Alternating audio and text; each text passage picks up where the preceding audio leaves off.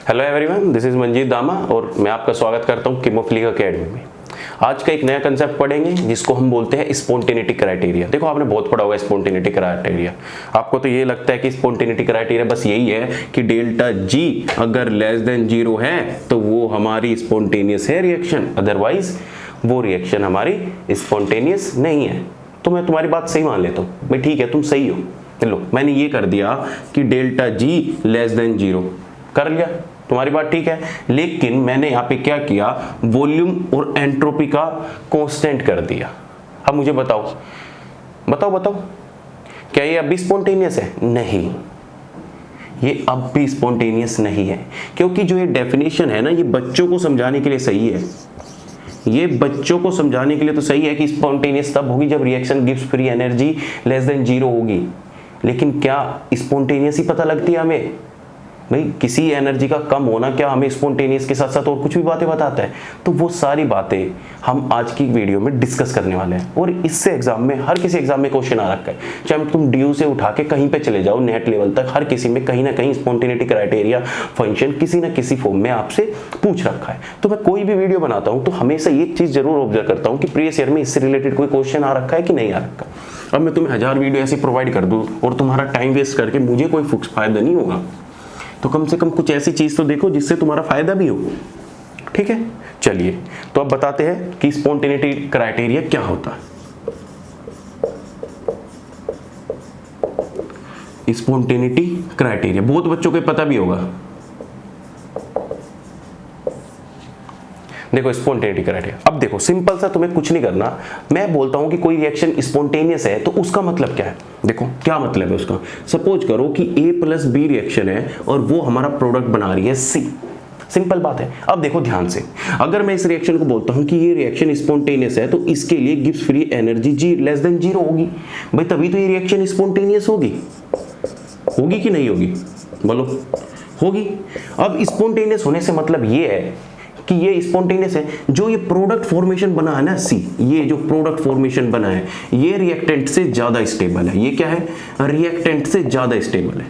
और ये स्टेबल क्यों है? क्योंकि रिएक्शन की जो डायरेक्शन है वो फॉरवर्ड डायरेक्शन में है। इससे हमें एक दूसरी बात भी पता लगी स्पॉन्टेनिटी से, कि जो हमारी रिएक्शन की डायरेक्शन है, क्या भाई, जो रिएक्शन की डायरेक्शन है वो हमारी किस में है? फॉरवर्ड डायरेक्शन में है। क्या है? फॉरवर्ड डायरेक्शन में है कि नहीं है? भाई, तभी तो हम बोल देंगे कि डेल्टा जी लेस देन 0 है। अब तुम रिएक्शन को चला रहे हो बैकवर्ड में और तुम बोल रहे हो वो स्पॉन्टेनियस है। कहाँ है कि भाई वो स्पॉन्टेनियस है? नहीं, कहाँ है कि स्पॉन्टेनियस है वो? मुझे बताओ भाई, कोई स्पॉन्टेनिटी या कि स्पॉन्टेनिटी कैसे पता लगोगे? अब तुम्हारे पास कोई एनर्जी प्रोफाइल डायग्राम है कुछ इस तरीके का, ठीक है, और तुमने यहां से स्टार्ट किया। ये लो, हमेशा क्या होता है किसी रिएक्शन में, जब भी कोई रिएक्शन होगी तो उसमें ये रिएक्टेंट होगा, ये प्रोडक्ट होगा, और प्रोडक्ट फॉर्मेशन होने के लिए जो ये एनर्जी है ये लेस होनी चाहिए। मतलब कि जो प्रोडक्ट की एनर्जी है वो बहुत ही कम होनी चाहिए रिएक्टेंट से। तो ये हमारा जो प्रोडक्ट होगा स्टेबल होगा, अदरवाइज वो स्टेबल नहीं होगा। भाई, सिंपल सी बात है कि अगर प्रोडक्ट की एनर्जी ज्यादा होती रिएक्टेंट से तो फिर वो प्रोडक्ट बनना क्यों प्रीफर करता? वो तो सिंपल सा रिएक्टेंट में रहना प्रीफर करता। यही तो कहानी होती है कि अगर मैं बोल दूं डेल्टा जी ग्रेटर देन 0 तो इसका मतलब रिएक्शन नॉन स्पॉन्टेनियस है। क्या रिएक्शन? नॉन स्पॉन्टेनियस है। अब नॉन स्पॉन्टेनियस का मतलब ये हो गया ना कि A और B जो ये रिएक्टेंट है कि ये रिएक्शन है फॉरवर्ड डायरेक्शन जाने की बजाय A और B में रहना ज्यादा पसंद करती है, इसलिए रिएक्शन नॉन स्पॉन्टेनियस है। इसी के साथ इसकी डायरेक्शन भी क्या हो जाएगी? Backward direction. डायरेक्शन भी क्या हो जाएगी? बैकवर्ड डायरेक्शन हो जाएगी कि नहीं? बोलो। अब ऐसे बहुत सारे पैरामीटर होते हैं जिसमें हम रिएक्शन की डायरेक्शन, उसकी स्पॉन्टेनिटी बहुत तरीकों से निकाल सकते हैं। उसके लिए जरूरी नहीं है कि गिव्स फ्री एनर्जी ही लेस देन होनी चाहिए, नहीं। उसके लिए ये जरूरी है कि जितने भी हमारी थर्मोडायनेमिक पोटेंशियल है, थर्मोडायनेमिक पोटेंशियल बोले तो क्या क्या होती है? G, H, U, A, इन सब का जो चेंज है वो लेस देन इक्वल टू 0 होना चाहिए। Less than equal to 0। कैसे? लेस देन इक्वल टू क्यों आ रहा है? देखो तुम्हें पता है कि अगर डेल्टा जी इक्वल टू 0 हो जाता है तो इसका मतलब क्या होता है कि एक इक्विलिब्रियम कंडीशन आ चुकी है, मतलब रिएक्शन का रेट फॉरवर्ड और बैकवर्ड डायरेक्शन में दोनों तरफ सेम हो चुका है। जितना वो प्रोडक्ट में ज्यादा स्टेबल होता था इतना ही वो रिएक्टेंट में भी ज्यादा स्टेबल होने लग गया, तो दोनों की स्टेबिलिटी कॉम्प्रोमाइज हो गई, दोनों की दोनों एक सेम प्लेन में आ गए, तो उसे हम क्या बोल देते हैं? Gibbs free energy. तो जो ये जो साइन है ये इरिवर्सिबल रिएक्शन के लिए शो होता है। किसके लिए? इरिवर्सिबल रिएक्शन के लिए। और जो इक्वल टू का साइन है ये हमारा रिवर्सिबल रिएक्शन के लिए शो होता है।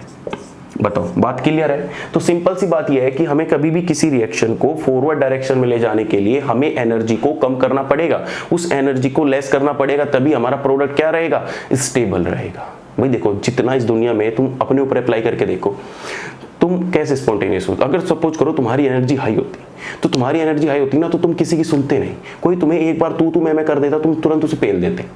लेकिन अगर तुम्हारी एनर्जी लो है, तुम ग्राउंड स्टेट में हो, वो तुम्हें कुछ भी बोले तुम्हें घंटा फर्क नहीं पड़ा, क्योंकि तुम स्टेबल हो, तुम्हें फर्क नहीं पड़ रहा आस-पास से कौन जा रहा है, मानते हो ना? तो उसी को स्टेबिलिटी बोलते हैं कि जितने तुम्हारे पास लेस एनर्जी होगी उसी को स्टेबिलिटी बोलेंगे। ये नहीं कि तुम्हारे पास अंडरटेकर जितनी एनर्जी आ गई और तुम तो हाईली स्टेबल हो गए, वो स्टेबिलिटी नहीं बोलते। अब अंडरटेकर से सब डरते हैं, लगाओ हाथ, पूछो तो एक बार जाके। तो वही कहानी होती है स्पॉन्टेनिटी की भी, सिंपल है। चलो अब मैं बताता हूं कि थर्मोडायनेमिक की फॉर्म में किस किस तरीके से हम स्पॉन्टेनिटी को डिफाइन कर सकते हैं और कैसे कैसे क्वेश्चन इस पोर्शन से आ रखे हैं। देखो ये 15 मिनट सो है, 15 मिनट में तुम्हें एक कंसेप्ट ऐसे झटपट क्लियर हो जाता है। तुम चाहे इनके नोट्स बनाओ या ना बनाओ कोई फर्क नहीं पड़ता, जिसने पढ़ रखा है उसको रिवाइज हो जाता है और जिसने नहीं पढ़ रखा उसे ये चीजें पता लग जाती है। सिंपल है। देखिए तो हमें कुछ नहीं करना, इन सब के लिए जो मैंने तुम्हें सिखा रखा है बहुत पहले से ही, क्या सिखा रखा है? बस ये बॉक्स मैजिक बॉक्स है, तो ये तो क्या है? मैजिक बॉक्स है, इससे तो सारी पता लगती है, इसी को मैक्सवेल बॉक्स भी कहते हैं। अब देखो कुछ नहीं करना तुम्हें, सिंपल सा अपना रूल लगाओ। क्या रूल लगाओगे? वही सत्य प्रकाश वाला। लो सत्य प्रकाश, या तो तुम कर लो टायर्ड वेरी मच, या फिर सत्य प्रकाश वेरी टायर्ड, किसी भी तरीके से कर लो, कोई फर्क नहीं पड़ता। हे गॉड अभी उठा ले। अब देखो जितनी भी कॉर्नर पे है वो सारे के सारे वेरिएबल है और इन्हीं को ही हम थर्मोडायनेमिक वेरिएबल बोलते हैं। ये ऐसा क्वेश्चन भी एग्जाम में आ चुका है कि थर्मोडायनेमिक पैरामीटर या उनको वेरिएबल। तो थर्मोडायनेमिक पैरामीटर वेरिएबल क्या होते हैं? एंट्रोपी भी होती है, टेम्परेचर भी होता है, वॉल्यूम भी होता है और प्रेशर भी होता है।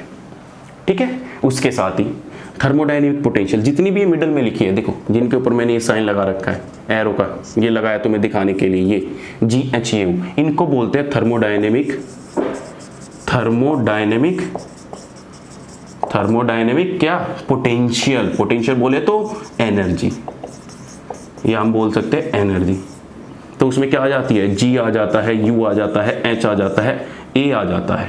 क्या आ जाता है? A आ जाता है। देखो ध्यान से सुन लो मेरी बात, क्वेश्चन में ना तुम्हें पता कैसे कंफ्यूज करेगा, मुझे वो तुमसे पूछ लेगा, मुझे बताओ what is the thermodynamic parameter and thermodynamic potential for open system. तो तुमने तो चीजें रट रखी है, तुम तो झटपट लगा दोगे STVP और GHU ये होती है, लेकिन नहीं, ये जो चीजें लिखी है ना, ये सारी की सारी चीजें दोनों की दोनों सिर्फ क्लोज सिस्टम के लिए है। क्या है? क्लोज सिस्टम के लिए। क्यों क्लोज सिस्टम के लिए? क्योंकि क्लोज सिस्टम में जो मास होता है वो कांस्टेंट होता है और हम मास को चेंज नहीं कर पाते। लेकिन जैसे ही तुम्हें ओपन सिस्टम के लिए बोल दे तो उसमें दो चीजें और ऐड हो जाएगी। थर्मोडायनेमिक पैरामीटर में तो नंबर ऑफ मोल आ जाएगा, क्या आ जाएगा? नंबर ऑफ मोल या अमाउंट आ जाएगा, और हमारा पोटेंशियल की फॉर्म में एक केमिकल पोटेंशियल भी इंक्लूड हो जाएगा। ठीक है? अरे आ रही है बात समझ में? केमिकल पोटेंशियल भी इंक्लूड हो जाएगा। सिंपल बात है। अब देखो सिंपल से तुम्हें क्या बताता हूं। अब तुम्हें क्या करना है, किसी रिएक्शन की स्पॉन्टेनिटी पता करनी है। सबसे पहले तुम्हें पता है कि एनर्जी की फॉर्म में हम किसी भी रिएक्शन की स्पॉन्टेनिटी पता कर सकते हैं। तो कभी भी कोई रिएक्शन दे रखी हो तो उसके लिए थर्मोडायनेमिक पोटेंशियल, या मैं कहूं डेल्टा ई अगर लेस देन 0 है तो वो हमारी क्या होगी? स्पॉन्टेनियस रिएक्शन होगी। तो उसके लिए delta G less than 0, delta H less than 0, delta A less than 0, delta U less than 0। तो एक तो ये हो गया हमारा, ठीक है। दूसरा हमारा क्या हो गया? दूसरा, अब देखो अगर मैं और ज्यादा स्पेसिफिक करूं कि जो हमारी गिब्स फ्री एनर्जी होती है वो भी पर्टिकुलर किसी वेरिएबल की कांस्टेंट की प्रेजेंस में हमें स्पॉन्टेनियस रिएक्शन दिखाती है। भाई लैब में ये जरूरी, देखो हम स्पॉन्टेनियस रिएक्शन देख रहे हैं लेकिन हम हर चीज को वेरी करके देख रहे हैं। हम क्या कर रहे हैं, हम रिएक्शन भी करा रहे हैं, उसके साथ टेम्परेचर, प्रेशर, वॉल्यूम, एंट्रोपी सब चीज चेंज कर रहे हैं। तो वो रिएक्शन बोलेगी पागल काट रहे हो क्या मेरा, तुम्हें स्पॉन्टेनिटी भी चाहिए, अपने अकॉर्डिंग चल रहे हो, भाई कुछ तो कांस्टेंट रख, कुछ तो चीजें कंट्रोल में रख, सारी चीज आउटर अनकंट्रोल कर रखी है तूने। तो यही चीज होती है कि जो गिब्स फ्री एनर्जी होती है या जितनी भी ये पोटेंशियल टर्म होती है ये कुछ ना कुछ वेरिएबल के ऊपर वेरी करती है, कुछ ना कुछ वेरिएबल कांस्टेंट रहेगा तभी ये हमारी स्पॉन्टेनियस होगी। तो मैं बताता हूं कैसे, कुछ नहीं करना, सिंपल से याद रखो। अगर तुम्हें एच की फॉर्म में लिखना है कि ये स्पॉन्टेनियस है या नहीं है तो कुछ नहीं करना, साइड में देखो क्या है प्रेशर और इधर साइड में क्या है एंट्रोपी। इस जी के इधर साइड में क्या है प्रेशर, इस जी के क्या है टी, इस ए के साइड में क्या है टी और इस साइड में क्या है वॉल्यूम, और यू के उसका है एंट्रोपी और इधर क्या है वॉल्यूम। अब देखो कुछ नहीं करना, अगर हम गिब्स फ्री एनर्जी की फॉर्म में लिखना चाहे कि ये स्पॉन्टेनियस है तो हमें कौन से वेरिएबल कांस्टेंट रखने पड़ेंगे। देखो गिब्स फ्री एनर्जी की बगल में क्या है प्रेशर और टेम्परेचर, तो हम क्या कर देंगे delta G less than equal to 0 but किस पे, at constant pressure and temperature. ठीक है, तो पहला हो गया। ऐसे ही अगर हम दूसरा लिखना चाहे, दूसरा किसकी फॉर्म में, अगर ए की फॉर्म में लिखना चाहे तो हम क्या बोल देंगे delta A less than equal to 0 लेकिन किसकी प्रेजेंस पे, किसकी कांस्टेंट की प्रेजेंस पे, वॉल्यूम और टेम्परेचर, या इनको बोल देते हैं वॉल्यूम टेम्परेचर फंक्शन है हेल्महोल्ट्ज फंक्शन का और प्रेशर टेम्परेचर फंक्शन है किसका, ये गिब्स फ्री एनर्जी फंक्शन है किसका, प्रेशर टेम्परेचर का, क्योंकि ये सब चीजें क्या है कांस्टेंट है। अब चलिए तीसरी चीज बताते हैं, तीसरा इंटरनल एनर्जी की फॉर्म में लिखे तो इंटरनल एनर्जी भी लेस देन 0 होगी। इसके केस में क्या होगा, वॉल्यूम और एंट्रोपी ये कांस्टेंट होगी। फोर्थ की बात करें तो फोर्थ पे क्या आ जाएगा डेल्टा एच भी लेस देन 0 और हमारा क्या हो जाएगा, बगल में कौन है एस और पी। बताओ बात क्लियर है। तो ये हमने लिखा पोटेंशियल की फॉर्म में। चलो सिंपल है, क्वेश्चन हो गया, बहुत सारे सीयू सेट में भी, एच में, हर जगह इनसे क्वेश्चन आते हैं। आइए नेक्स्ट, अगर तुम्हें इस चीज को लिखना हो किसकी फॉर्म में, थर्मोडायनेमिक पैरामीटर की फॉर्म में। हाँ सही सुन रहे हो तुम, थर्मोडायनेमिक पैरामीटर की फॉर्म में भी हम किसी रिएक्शन की स्पॉन्टेनिटी को बता सकते हैं, लेकिन हमें उसके लिए भी कुछ ना कुछ कांस्टेंट रखने पड़ेंगे।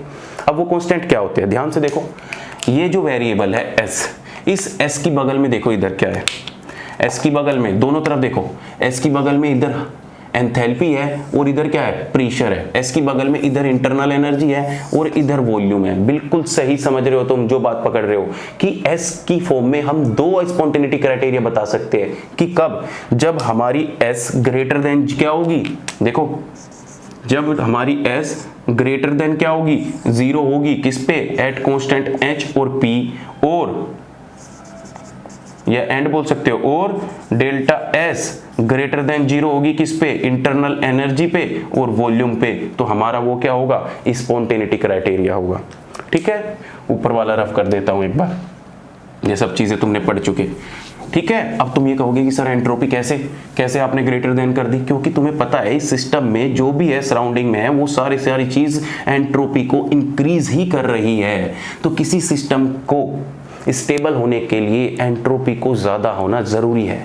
तुम देख लो ये सिस्टम है, हम कोई भी सिस्टम लेते हैं उससे कुछ ना कुछ एनर्जी अगर रिलीज होती है वो सराउंडिंग में जाती है, और सराउंडिंग से एनर्जी कहाँ जाएगी, कहीं भी नहीं जाएगी, तो वो सारी की सारी एंट्रोपी फॉर्म में इंक्रीज होती जा रही है। तभी तो बोल रहे हैं कि हमारा जो यूनिवर्स है वो एक्सपेंड करता रहता है। क्यों, क्योंकि जितनी भी एनर्जी है सब इसमें चली जाती है और एंट्रोपी कंटिन्यूअसली इंक्रीज होती चली जाती है।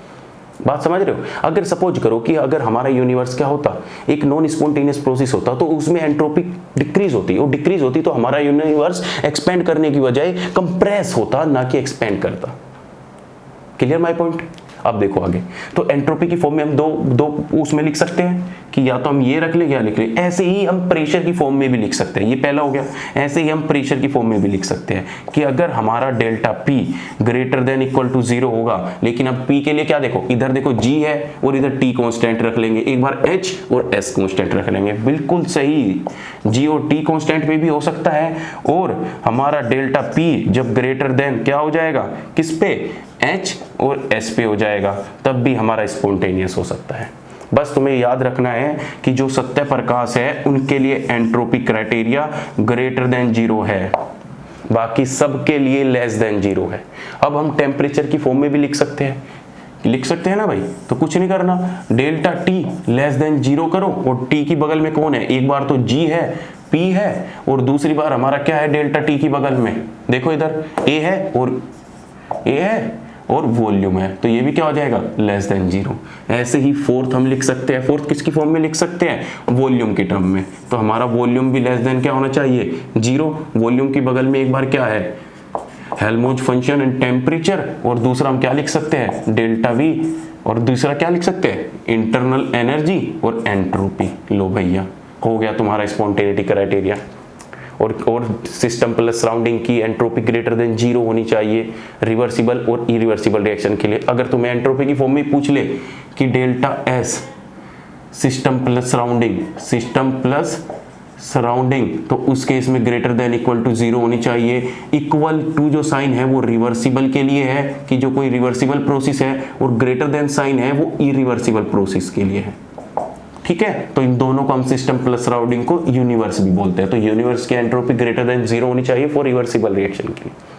ठीक है, तो that's all about spontaneity criteria. तो एग्जाम में तुम्हें 100% कोई ना कोई क्वेश्चन इससे जरूर मिलेगा, और बहुत सारे क्वेश्चन आ भी चुके हैं, आप देखिए आराम से। ठीक है, तो जिसको कोई डाउट आता है, कुछ खैर डाउट तो छोड़ता ही नहीं मैं, डाउट की तो बात ही बंद कर दो तुम। ये है एग्जाम में पक्का क्वेश्चन मिलेगा।